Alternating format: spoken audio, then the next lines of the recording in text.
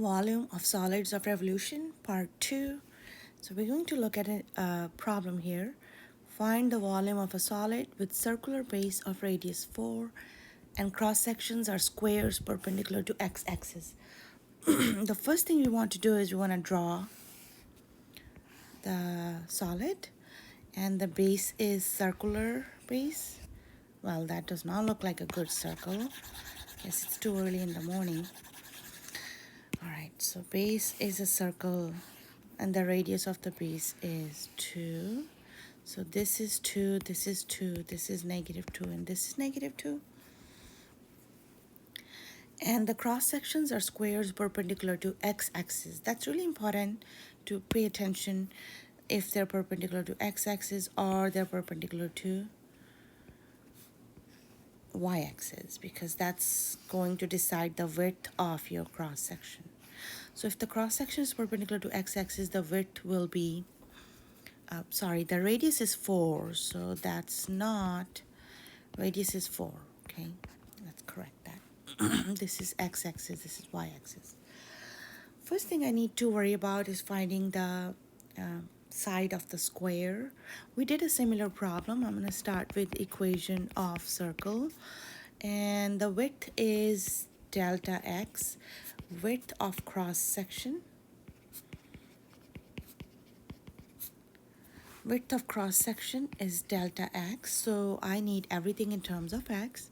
So I'm going to say y square, isolate the y in terms of x, because if you think about the side of the square, it is going to be this portion and this portion, which are the y values. They are going to be same, equal. They don't look like, because the picture is kind of the angle we're looking at it from, but these are the two equal y values. And if I add those two y values, then I would get the side of the square. Y squared is equal to 4 squared minus x squared. And I can say y is equal to plus minus 4 squared minus x squared. But because I'm talking about the length, the distance, and the distance is never negative, I'm going to go with the positive value here.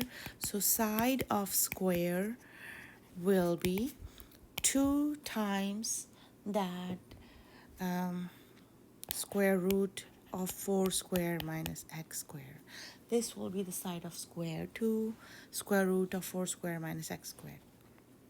Okay, if I know the side of the square, then finding the volume of the solid is not a lot of work. You would write the bounds of integration wherever the cross sections start and wherever the cross sections end.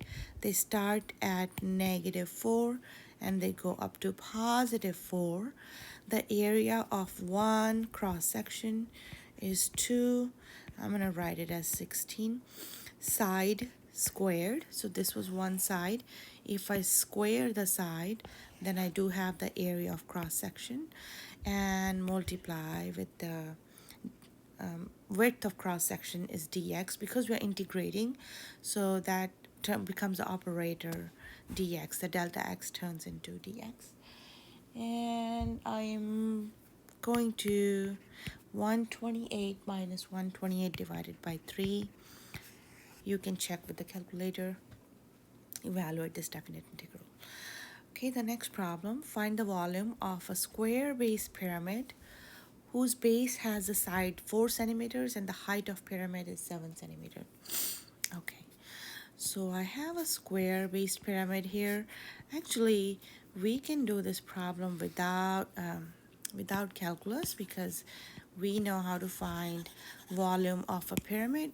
We have done the volume of pyramid in geometry. There is a formula. I'm not going to give it to you guys. I'm going to have you think and see if you recall that.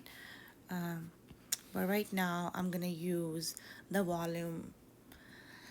I'm going to find the volume using area of known cross section. Okay. So if you think about this,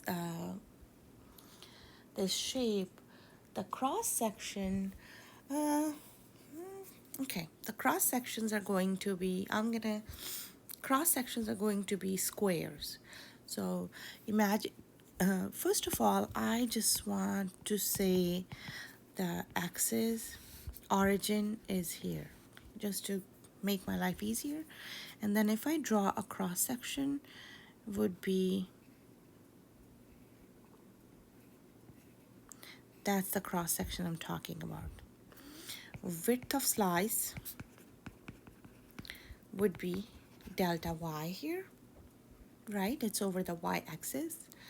And I need to find out the side of that square.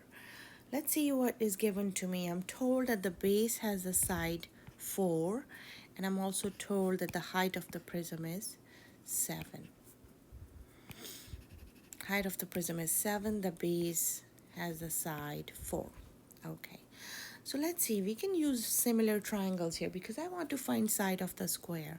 You might say the side of the square is 4, but think about it. Only square that is here has a side 4. As you're going upwards, the side is decreasing. Okay, so the square I did draw over here, this square does not have the side 4. Okay, so I'm going to draw similar triangles here.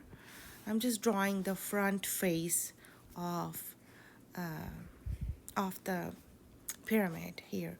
So this side is 4 and this side is 7. These two are given to me. Okay, and I'm looking for this side. We can call it anything you want. We can call it W, we can call it width. I'm just gonna call it W. Okay, so let's see. Can I say 7 divided by 4 is equal to, so if this is the if this is my 0 0 here, this would be the y value from here to here, right? So this is the y value from here to here, and this would be, this height would be 7 minus y. Okay, so now I'm looking at two similar triangles. I'm going to compare the sides of their ratios. I can say the 7 divided by 4, the height of bigger triangle divided by the base of bigger triangle would be equal to 7 minus y, height of smaller triangle, divided by the width, which is the side of the smaller triangle, base of the smaller triangle. Why are these triangles similar? Because the angles are equal. If you think about parallel lines and a transversal, then you can see this angle and this angle will be equal, this angle and this angle will be equal, and the third angle is common. Okay, that's why these are similar triangles, and sides of similar triangles are in a ratio. Okay, it is time to isolate the width because that's going to help me find the side of the square.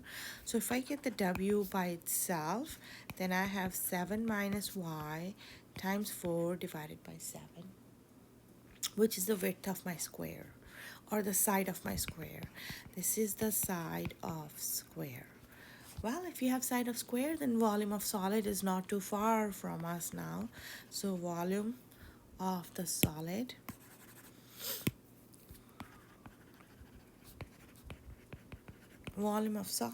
would be equal to, where do the solids start? Well, they start at 0 because think about x and y axis we called.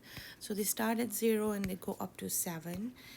Those are going to be my bounds of integration, and the area of the base, which is 4 over 7, 7 minus y, everything squared, dy. And I'm not going to simplify it. You can go ahead and evaluate it, but that would be just the integral setup for the volume of the solid. Okay, one more example on next page.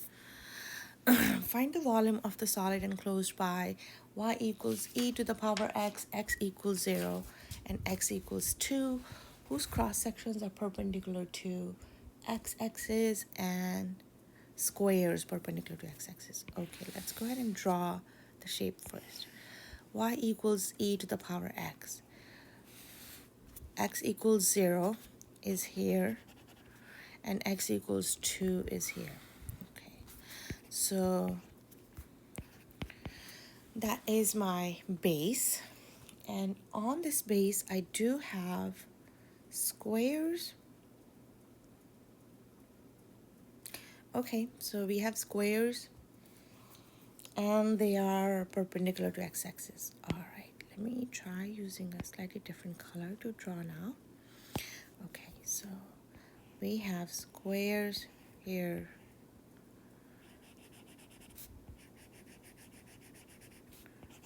coming out of it like that. So start with the smaller square, and then as I'm going towards the right, the squares are getting bigger and bigger. Okay, I don't want to draw anymore, it might make the picture look messy. So I need to find side of the square. How would you find side of the square here? Side of the square is actually not too difficult because I can see it's the y value, the height. So if you look at this height, the height is the y value, and that is the side of the square.